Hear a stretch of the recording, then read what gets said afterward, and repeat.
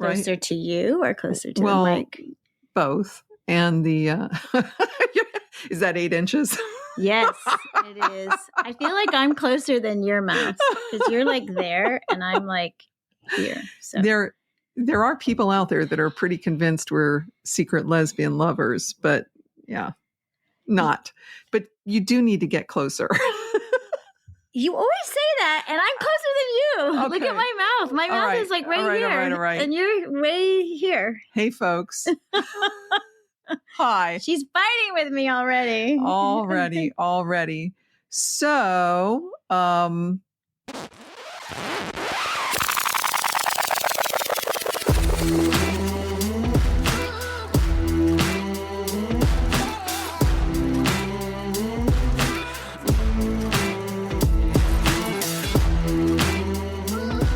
hi, I'm Sharon. And I'm Tracey. And we are Feet of Clay. Confessions of the Cult Sisters. Are we still around?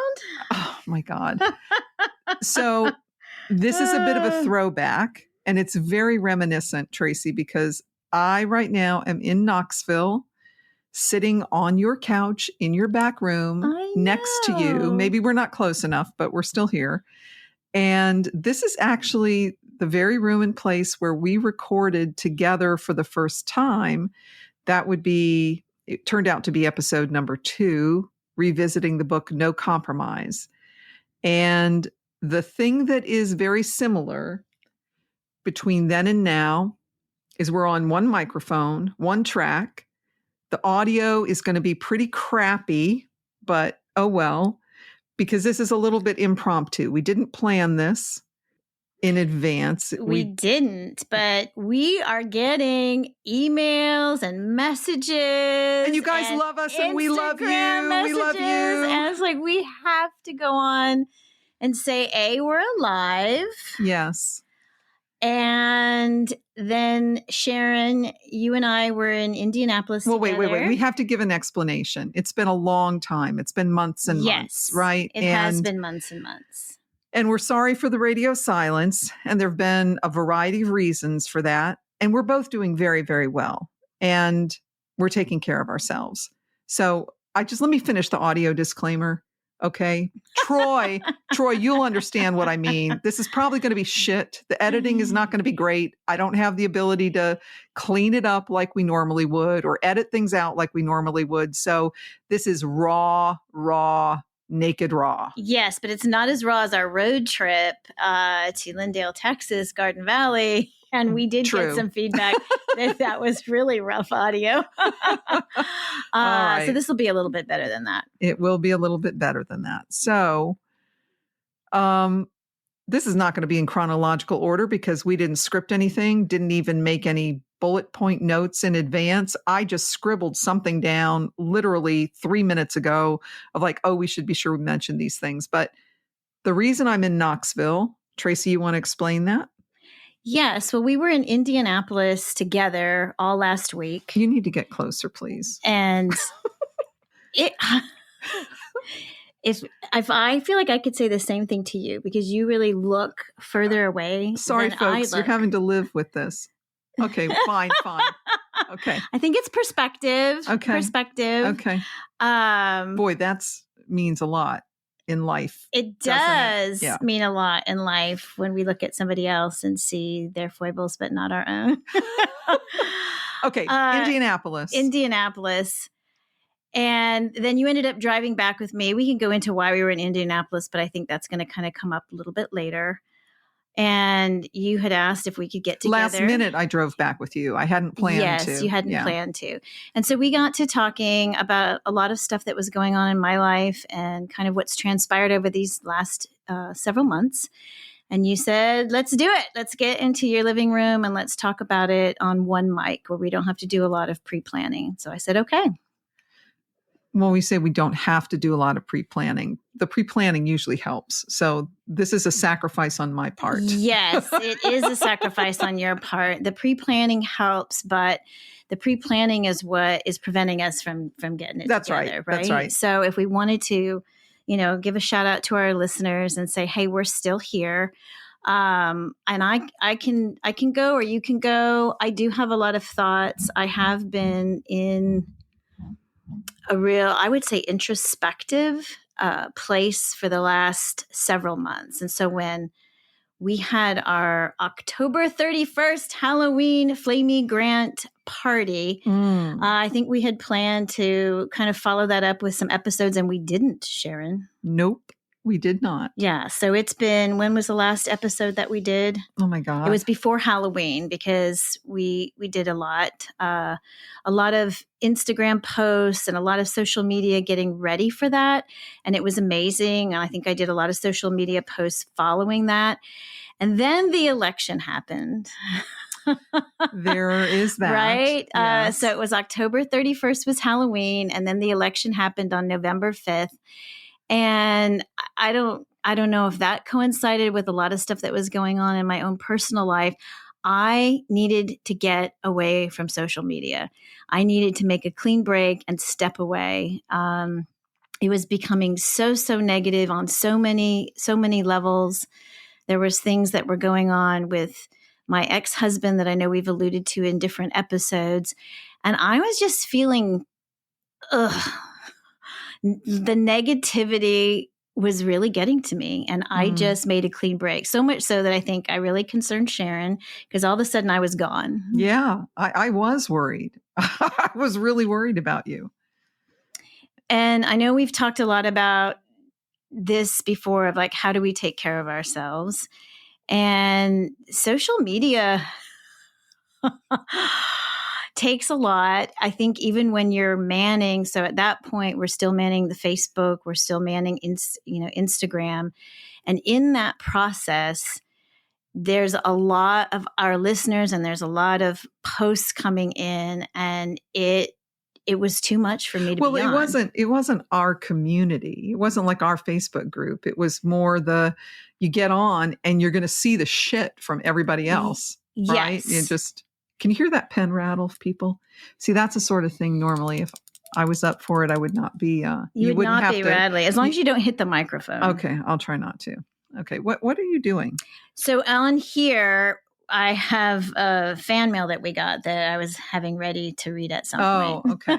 I thought, oh gosh, you're looking at your phone. You're not even here, but no, you're here. Okay. No. At some point, I'll bring in some of the fan mail that we've received, the good, the bad, and the ugly. All right. Do you want to talk about the election? Do I want to talk about the election? Do you want to talk about the election? Well, no, I don't. I guess I'll tell you one thing I did to take care of myself. I mean, I pretty much, I think it was I was distracted getting ready for the wonderful Halloween concert party with Flamey. And then immediately after that, the next day, I was just like, reality is it's going to be the Trump show all over again. And that was I steeled myself for it. It was very discouraging. It was very depressing, because I just think of all the people that are going to be targeted and are going to suffer. And what I did do, though, was I pretty much turned off the news. Before the election itself. I stopped listening to news. I stopped watching the news. I made it so that I would not hear his voice at all. I'm just reading and skimming headlines. And I have to tell you, I've been able to take care of my nervous system and emotional regulation much, much better, having basically fasting from that, just cutting that off. And I don't know that I do a whole lot on social media anyway, but I used to be a bit of a news junkie. And so just stepping back from it has been very helpful and healthy for me. And it's a weird thing. I feel torn, because this does not mean that I'm indifferent. This does not mean that I'm okay with what's happening in our country. It doesn't mean that at all. It just means there is nothing that I can do that will change anything right now, except to have relationship and conversations with those with whom my life intersects. And to do that with integrity, to do that with sincerity, and maybe to have influence like that. but consuming the news, listening to the tirades, listening to the shit, all it's going to do is make me unhappy and unhealthy. And that's why I'm not doing that anymore. Yeah. And I do need to watch the news for the job that I have, because there's a lot of stuff that goes on in world trade and et cetera that impacts me. Plus I do like the news. Where I think it was a little different for me is suddenly I felt like I was back in a world of black and white where everybody was evil or everybody was good, and everybody who didn't see the way somebody else saw, there was these huge moral judgments made against them. And of course, I, go to work every day, and I live in a very red state, and I have very close friends that, a lot of former military veterans. They're in, the logistics world. There's a lot of people that made their case for voting for Trump that were very rational, were very much reasons for, what was motivating them, and was absolutely not because they wanted to see the Antichrist come and take the world, down to hell and, back into Hitler's fascism, and that we would all be having camps and exterminating one another. And so there was this stark sense for me of, oh my God, I'm back in it, but on the flip side. And one of the things when I came out of Christianity was the beauty of the complexity, the human complexity that there is, and that everybody does not fit into, you're this morally bankrupt person. And I mean, I started hearing things. If you even voted for Trump, that means you hate your fellow man, and you liken to just rounding them up. And it was, I think, really stark for me, because like, this is not how my reasonable fellow citizens are behaving. And social media is full of that. But I think that in the circles that we travel, it was full of that as well. And that's where I'm like, remember when we were on Troy and Brian's podcast, and he asked the question, I think Troy asked the question, do you ever feel like if you ever have an opposing thought that the circles that you're in, the evangelical circles, that you almost can't say it because you'll meet with the same vitriol of once we knew? And I said, I absolutely feel that sometimes.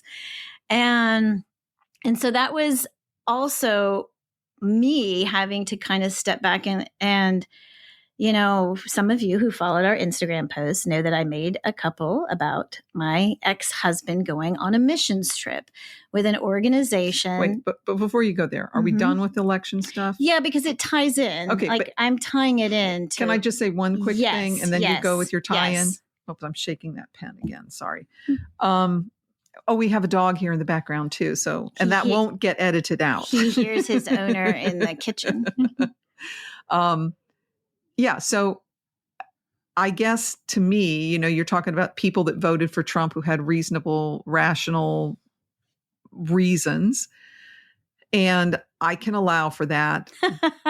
Can you? Very difficult. I can allow for that, but I can't.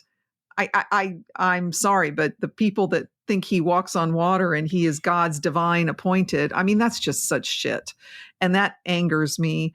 And that's also why I'm staying away from it, because I can't do a fucking thing about it. Yes. And I think that's where some of this very difficult stuff comes in, because I work and live among many people who absolutely are not part of a Christian fundamentalism at all. And so when you have that stream that's also present, and I think in the circles that we travel in social media, it's all about the Christian nationals. And then there are other people who voted for President Trump. and anyway, it was just, remember when Clinton got elected? Because I was in Christian fundamentalism, and Clinton was going to be the sealing of our fate as a nation of doom. Yeah. It was so intense, and the prophecies and the prophetic community that came out. And I will say that even at that time in my Christianity, I stepped back from that and went, is it really? And up before that, President Bush was considered to be the Antichrist because he was part of the Illuminati. Who? President Bush. By who? Who thought he was? So I guess if you go back into his history, he was associated with the Masons. And when you get really into eschatology, all right. Masons are all part of what they would say was, the one world form of government. And those who are in for the one world form of government are going to be the ones that help usher in the Antichrist. And then Reagan came up. And just so throughout my lifetime. It's all kooky shit. It's all kooky shit. Yes. And so I'm like, okay, I got to take a step back from our whole nation is doomed to the apocalypse because, somebody got elected president.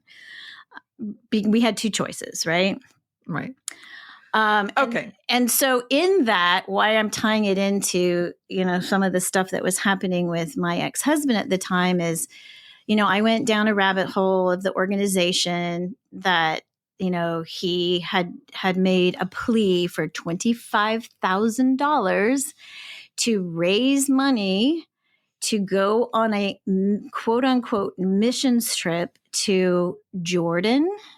And sorry. And so of course I followed this organization. It was really not a missions trip. It was a school, very much in the vein of Youth with a Missions School.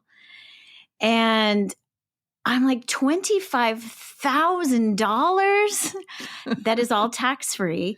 And so I posted some not very charitable posts. And I was irate, Sharon. I'm still, when I think about it, it angers me. Because we have, everybody knows, 5 children. We didn't save for college for our children because as somebody, because everything for Jesus, man. As somebody in this room once wrote, should a Christian go to college? Oh, fuck me. And it's like, of course not, and why would we need to save for college? We were going to raise these little mighty warrior children for God. And the reality is that they're all into adulthood, and there has been now struggle because that college funds weren't made readily available, right? Well, not only college funds not made readily available, but kids actually dissuaded from considering college or a profession, right? That was baked in early on, and statistically, it makes it harder to get started in a career. Definitely. It just does. Definitely. And so, even as you're older and you're working and you have family, it's like I'm trying to do my part to really help make that possible, where now it gets more difficult.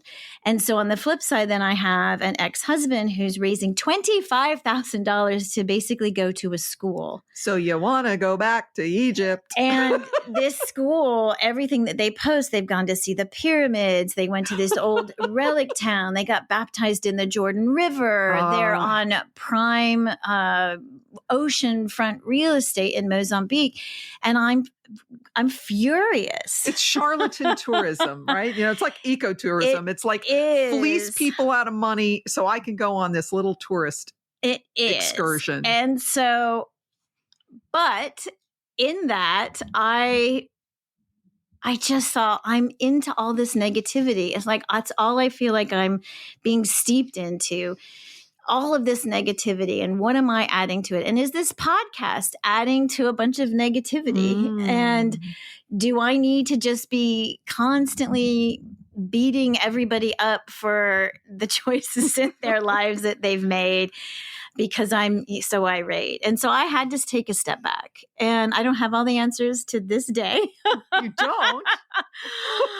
But family events have also transpired, and it's like, this is an ex-husband that I'm going to see at family events. This is an ex-husband that is still, a part of my children's life. And, he did block me. And I had to step back and go, is this serving me and my family? Is you mean your tirades? Yes. Your rants and tirades. My rants and tirades. And I can see the rants and tirades in the political sphere that I'm like, is that really serving anybody either? Like all of the, Mm-hmm. everybody that's just got to rant and rage on everything. And so I needed to take a break so I could step back and think about it all. And, we had ended our last one, with the whole Steve Greisen sex scandal. Yeah. And I was in a real emotional tailspin with that. Yes. So that was also happening way back then. Yeah. And those are the questions. And I could see that.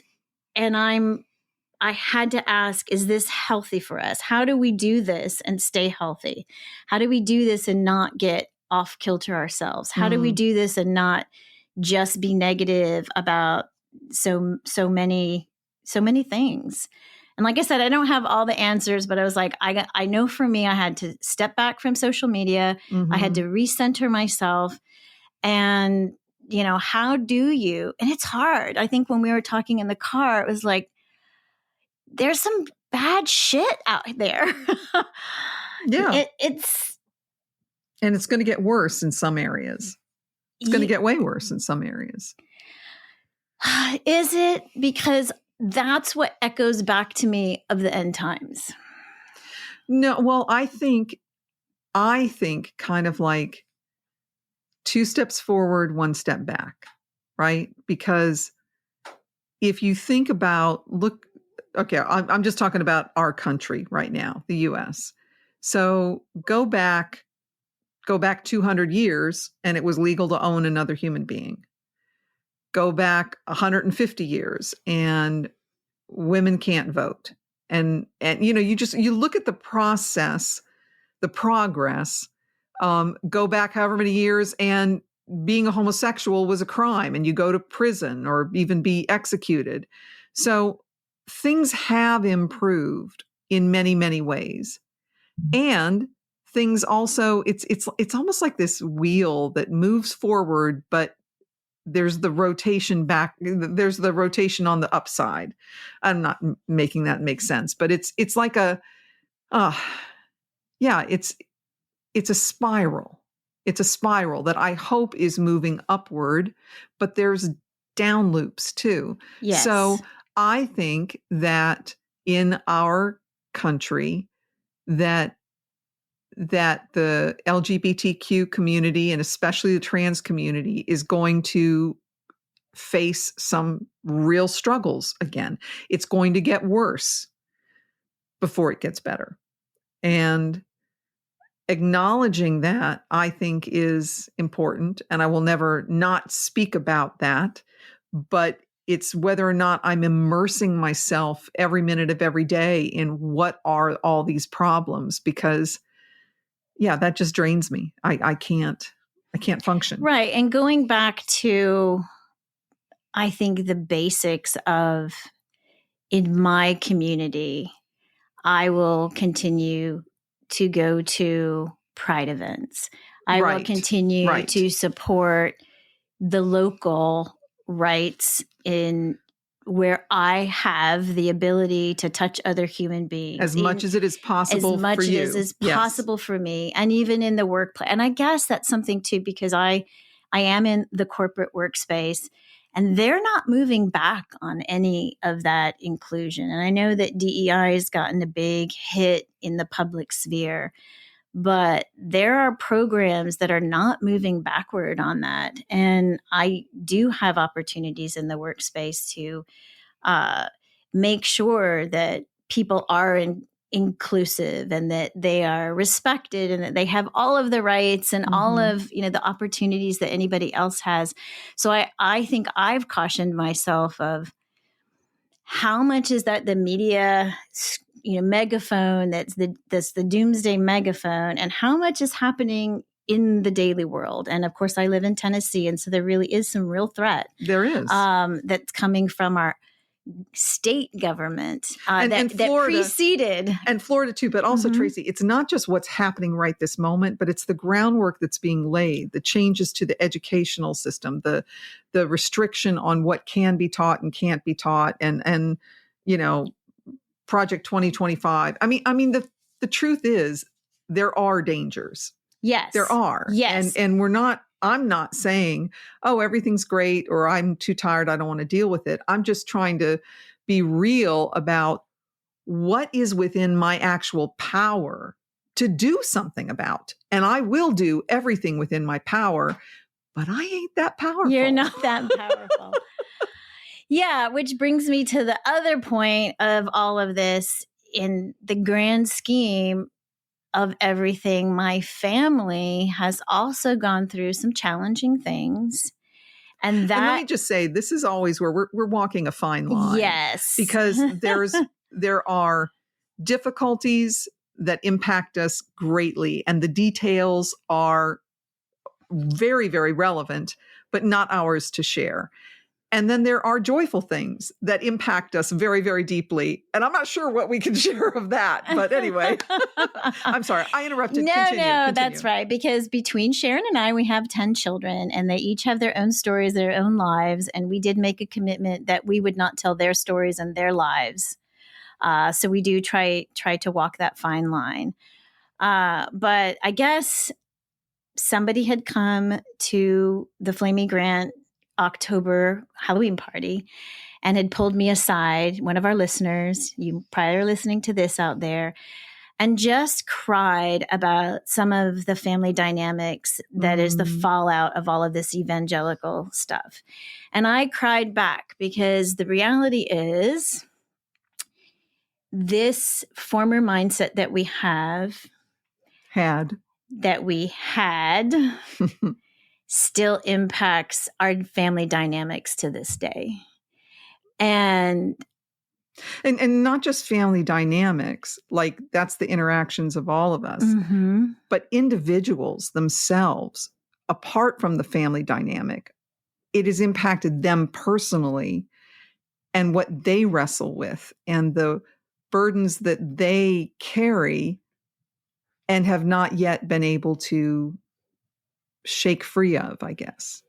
Yeah, which then, I will just say from the family dynamics, when you have one person who won't talk to another person and another person who won't talk to another person, it makes it very difficult for all of us. And we've got that.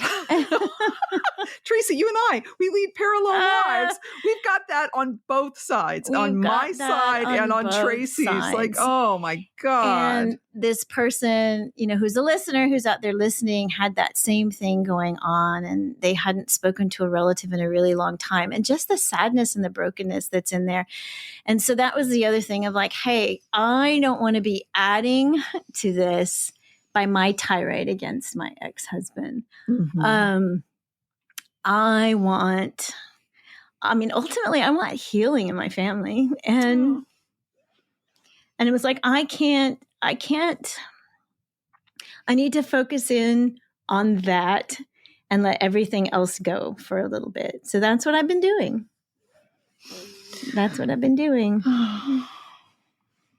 I'm proud of you. And as it's all formulating, being able to, really be real. I mean, that was the commitment we also made, is we're always going to be real with who we are and where we're at.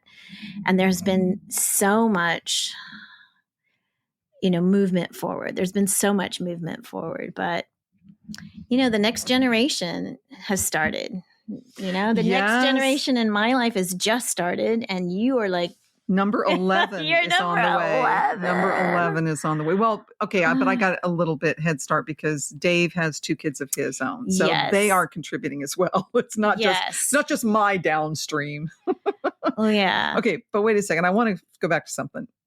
Being real, and we're going to come back to the kids in a minute, but being real.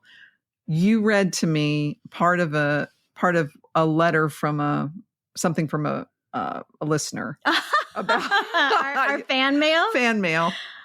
This is really long, so I don't know if you want me to read the whole thing or just get to the good part. Just get to the good part. I'll start it and then I'll skip to the good part. But if you go into our podcast, there is a little button in like the Apple podcast that says you can send us fan mail, and it comes into my email. And it goes, she never shares it with me, by the way. I never see those. Most of the ones people end up, writing to us through social media. But this was like, so the topic of it is, You've got fan mail. Sounds so exciting, doesn't it? So I was like, I could really use a word of encouragement today. See, okay, I'm just going to pause for a second. No, I'm not pausing, but I just want you to know I'm looking at the sound thing, and As I screamed, yes. Yeah, we're going to have volume control issues here on this. I mean, recording. podcast will level load it, so it should get a little better. Did I say podcast? I meant Buzzsprout. Yeah, whatever. Buzzsprout should be able to level load some of that. Okay. So you've got fan mail, and they started out. I started listening to your podcast, and I'm impressed with your knowledge and presentations of facts. Blah blah blah blah blah.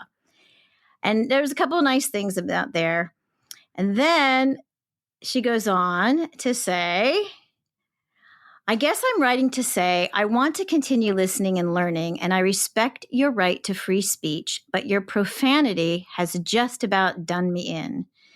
You use the F word more than any other word in your podcast. It is the most important word you share with others, or is it the most important word you share with others? Further, it's mostly used inappropriately. I can't tell if it's I'm sorry, I'm going to have to ask what that is, but go ahead. Keep going. I can't tell if it's just for shock value or emotions to show you will show all those fundamentalists. You use it so often that as an adjective describing things, yet I've never seen, you use it so often as an adjective describing things, yet I've never seen a effing door. Have you seen a door do that? this is a lot of words in here. I feel like it or shit or damn are every 5 words. Why? What does it say about your intelligence or what you are saying? It's more distracting to me than the truths you are sharing. It's like you didn't get to say profanity for years, and now it's like it just waterfalls out. I can't force you to change or whatever, but I do ask you to consider your words, your vocabulary, and how it comes across. Listen to yourself sometimes. Nashville, Tennessee. Okay. Well, first of all, thank you. I do appreciate anybody who shares anything about what they think or feel.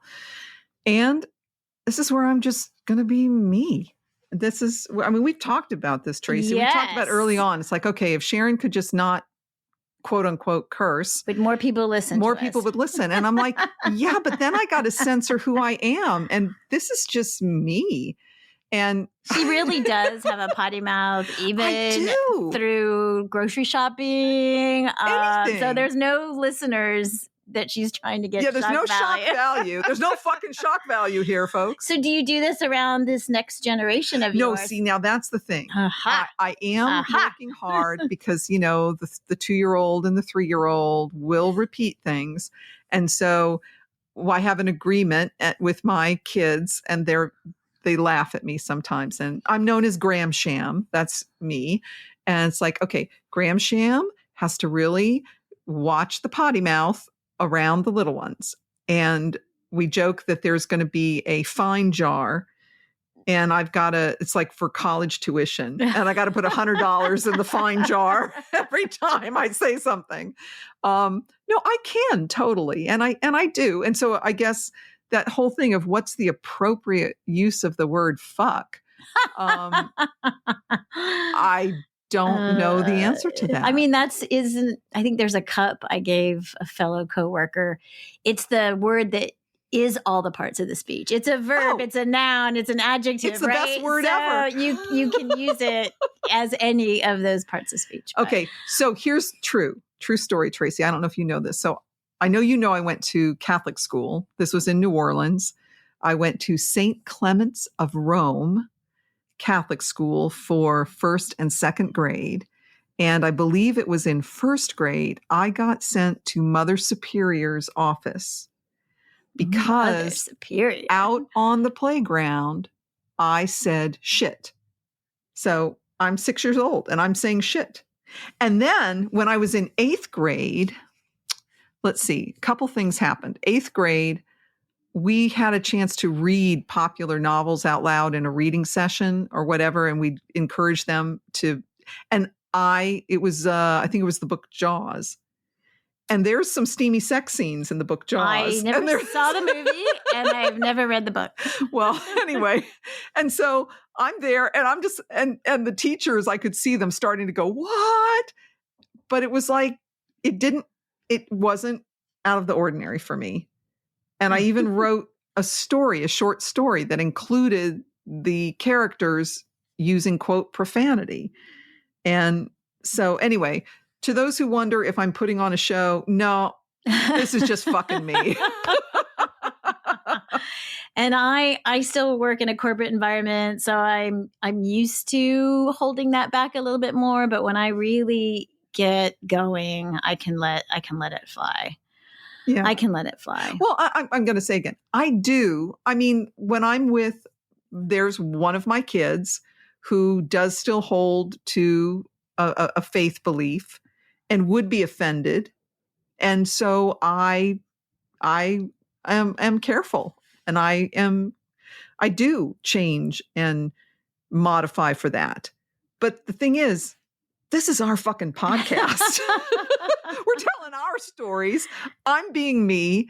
And it would just feel awful to have to think about, oh my gosh, what am I saying? Am I going to offend someone? No, and I'm sorry if I offend you, but it's me. So deal with it. Yeah. I mean, I have heard that feedback from more than one listener. Of course. So you're not the only one out there.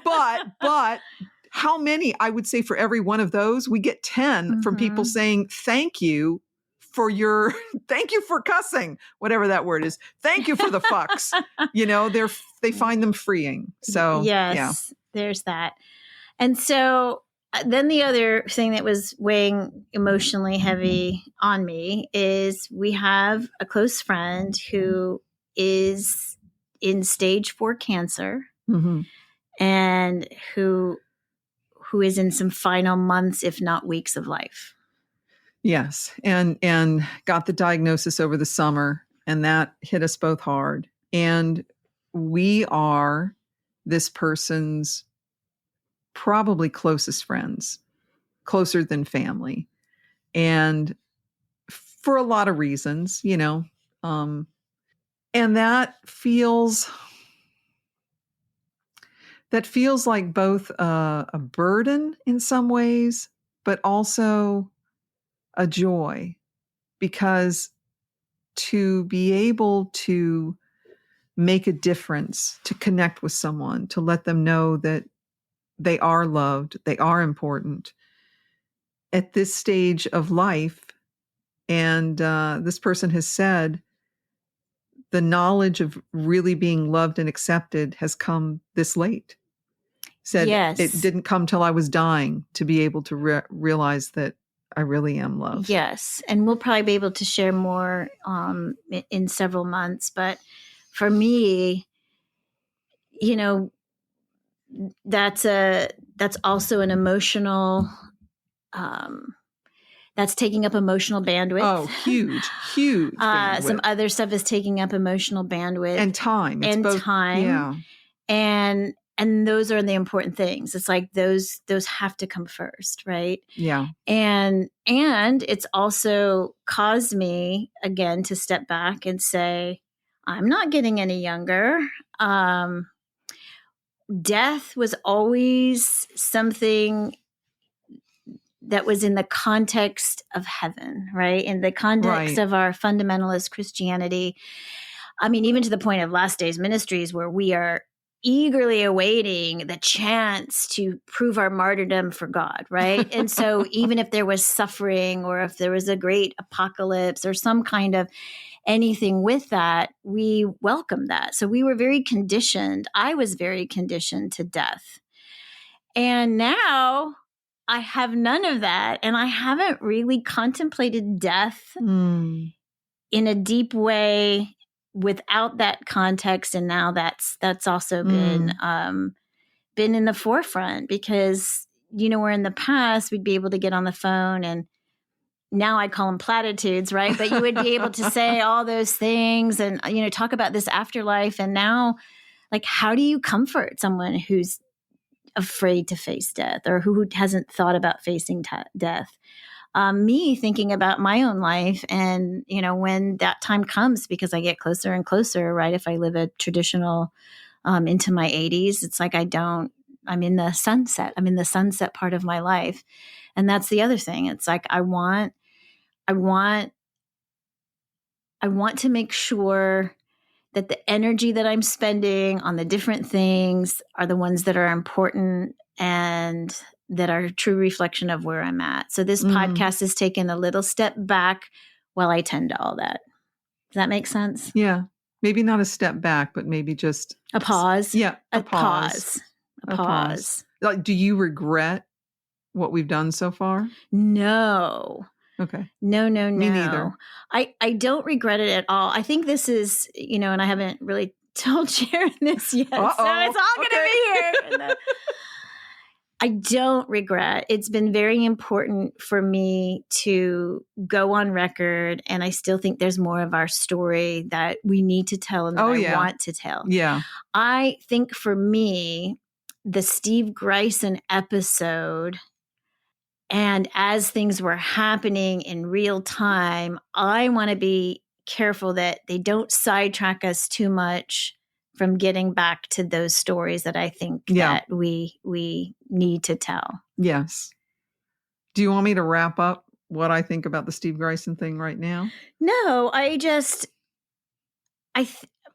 I'm not saying it's wrong or right. I'm just saying for me, I needed to not feel some of the conflict that I was feeling. When emotions start railroading it so intensely, there's something for me that says, hold off for a second and let's recenter ourselves. And for me, that was happening with my ex-husband. And I feel like for you, it was happening with Steve Greisen. Yeah, you're exactly right. Yeah. And so how do we take all that in, digest what we need to digest, and then say what we need to say without it having more than it should have? And, because this is a public platform. And there are people that know all these people. Yes, there are. And I want to be responsible. I mean, I want to be me, and I'm willing to vent and let people be with me as I'm being me. But I really was like, whoa, there's a lot going on in my life. There's a lot happening. And I want to make sure I am taking care of myself and that I am emotionally and psychologically healthy. And then we can talk together. I'm so glad. I'm so glad. I love you. I've missed you. I know. Because you've been, I mean, I'm not going to say you've been taking a break from me, but you've been taking a break from as much as you can. Because I know what's on your plate. I know the stuff going on with your kids and with stuff. And it's a lot. And I love you. And then there was the holidays, and I got COVID on the heels of all of that. I mean, we've had a lot of life that we've lived. Stuff. And but I've never thought that we wouldn't get back to this. I really thought we'd get back to it sooner than we got back to it. And then in the new year, I thought we'd get back sooner. So I am ready. So one of the happy things I think we can say is that my grandbaby was here locally with me all through the summer and into the fall. And so that was also all my free time I was spending there. And it was so super great. Wonderful and important to me. And so now they've moved away, which is very hard, but I do have the ability now on my weekends to get back into a schedule of this, but there literally was no time. Right. There was no time. And you know what? That grandbaby takes priority. I know. Absolutely does. And it's tiring. Yeah. Oh my God, it's exhausting. It was very tiring. Yes, it is. And I think we can share some other happy news. And if we we can't, we'll cut it off. That's right.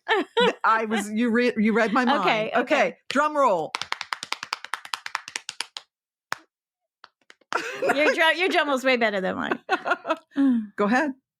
Oh, am I going to be the one? Well, you are the mother of the... I am the mother of the bride-to-be. Mm-hmm. And one of my children is marrying one of Sharon's children. Yes! We can't believe it. It is so cool. It is so amazing. It's also a little bit like it's that thrill of, oh my gosh, is it going to be okay? Is anything going to happen? So if you missed that in the excitement, this means that Sharon and I could potentially share a grandbaby together. God, there would be this little human in the world that would have her DNA and my DNA. And oh my God. So it's been a long time coming. This is not a surprise. So it is, but they got engaged over the holidays. Yes. So that was a very exciting thing. That we're just thrilled. And when we were in Indianapolis, part of what we did also, we were going to see our very ill friend, and Tracey also had some work to do there. Oh my God, I'm going to tell about your warehouse in just a minute. But but her daughter, yes, because you're the mother of the bride. Oh, daughter. I guess I gave it away. Came up and we went wedding dress shopping. We did. She found the most perfect, amazing, gorgeous. Oh, it was just wonderful. Yes, it was. And we chose Indianapolis so that this friend could be a part of that decision. So a lot of good things. This friend who is in stage 4 cancer. So, and it ended up, when you do something out of the ordinary, like let's go, like you're from Richmond and I'm here in Tennessee, let's pick Indianapolis. And I looked at these dress shops and there's not many of them. And so this was really fantastic. Yeah. First shop found the perfect, amazing dress. Yes. On a budget. Which is great. So you all, if you still pray out there, you can pray for this couple to have us in their lives. Oh my God. Because we're just a little bit excited. All right. And we'll double check and make sure they are okay with us having said this. So, yes. Yeah. All right. What's the future of the podcast, Tracey? Well, I had thought that once we got through the holidays and then I had to make the grandbaby that moved far away, I needed to go see them at New Year's, which I did. And then I was going to go to Indianapolis to see our friend, which I did. And then when I got through those events, I wanted to get back into our regularly scheduled broadcasting. Except you need to go to China in February. Yes, I do need to go to China. But I want to say something. I got the chance to tour this warehouse. And when I say warehouse, folks, that does not even come close to what this fucking thing is. It's 600,000 square feet. If you imagine that shot at the end of Raiders of the Lost Ark, it's more than that. It's just mind-boggling. And as with anyone who has done management, logistics management, product management, inventory management, she's actually facing a major, major challenge right now with the whole thing I won't even go into because we shouldn't. But, I just am so impressed with you on a professional level. You are brilliant.